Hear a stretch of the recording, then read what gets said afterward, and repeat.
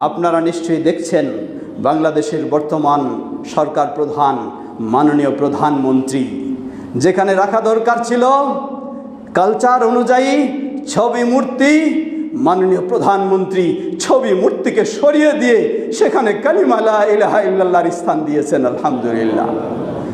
ইনি কে? আপনি যদি সেই রাজনীতি করেন তাহলে আপনার লিডার তিনি, যিনি ছবি মূর্তিকে সরাই দিয়ে কালিমার স্থান দিয়েছেন, আর আপনি মসজিদের পার্শ্বে নোংরা গান বাজনার স্থান দিতে পারেন? হতে পারে না। আপনার এটি জঘন্যতম কাজ। আমরা দোয়া করি সেই মাননীয় প্রধানমন্ত্রীর জন্য যে তিনি যেন কালিমাকে স্থান দিয়েছেন সংসদে সেই কালিমাকে স্থান দিয়েছেন নিজের কার্যালয়ে। আল্লাহ তাকে সেই কালিমা তাওহীদের পথে চলার তৌফিক দান করুন। আল্লাহ তাআলার নেতৃত্বে সকলকে, দেশকে কালিমা তাওহীদ সুন্নাহর পথে দেশকে পরিচালনা করার তৌফিক দান করুন। সকলকে পরস্পরে তাওহীদ ও সুন্নাহর পথে সহযোগিতা দিয়ে এগিয়ে চলার তৌফিক দান করুন। ইবাদাল্লাহ রাহিমাকুমুল্লাহ। اللهم صل على محمد وعلى آل محمد كما صليت على إبراهيم وعلى آل إبراهيم إنك حميد مجيد. اللهم بارك على محمد وعلى آل محمد كما باركت على إبراهيم وعلى آل إبراهيم إنك حميد مجيد. اللهم ارض عن الخلفاء الراشدين وعن سائر أصحاب نبيك الكريم.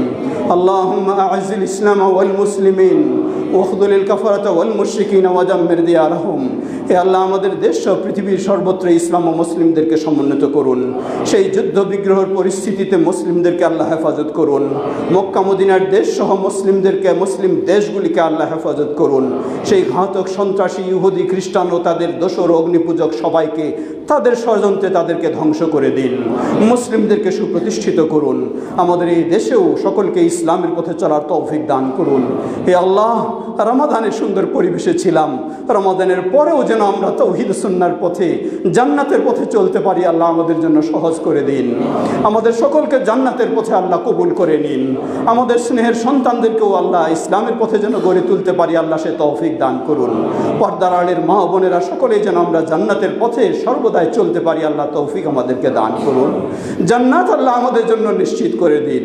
জাহান্নাম থেকে আল্লাহ আমাদেরকে মুক্ত করে দিন। আমাদেরকে জাহান্নামের কাজ থেকে আল্লাহ আমাদেরকে হেফাজত করুন। আমাদের এই সমাজকে সুন্দর করে দিন।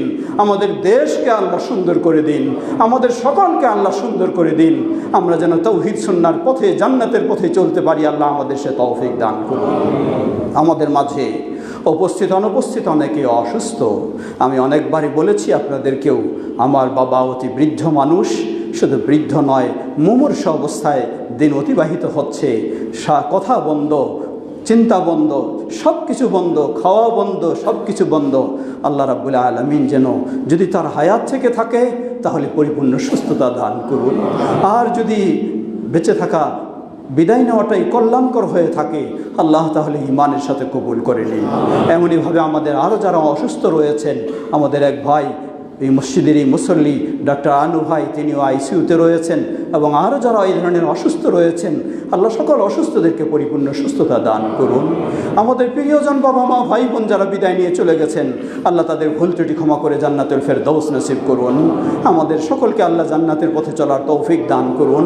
আমাদের স্নেহের সন্তানদেরকে আল্লাহ ইসলামের পথে কবুল করে নিন। সমবেত মুসল্লিবৃন্দ, বংশাল ঐতিহ্যবাহী সারা দেশ থেকে রমজানে বহুজন আপনাদের কাছে আসে। কেউ মসজিদের সহযোগিতা, কেউ মাদ্রাসার সহযোগিতা, কেউ ব্যক্তিগত অসহায় দারিদ্র্য চিকিৎসার জন্য সহযোগিতা। অনেক ভাই এসেছেন। এক ভাই পঞ্চগড় থেকে এসেছেন, তিনি সচ্ছল মানুষ ছিলেন, সব নিঃস্ব হয়ে গেছে, খুব গুরুতর অসুস্থ। তাকে সাধ্য অনুযায়ী যাকাত থেকে যেভাবেই হোক সহযোগিতা দেবেন। অন্য যারা এসেছে সবাইকে সহযোগিতা সাধ্য অনুযায়ী দেবেন। আল্লাহ আমাদের সকলকে পরস্পরের সহযোগিতা দেওয়ার তৌফিক দান করুন। সুবহানাকাল্লাহুম্মা ওয়া বিহামদিকা আশহাদু আল্লা ইলাহা ইল্লা আনতা আস্তাগফিরুকা ওয়া আতুবু ইলাইক।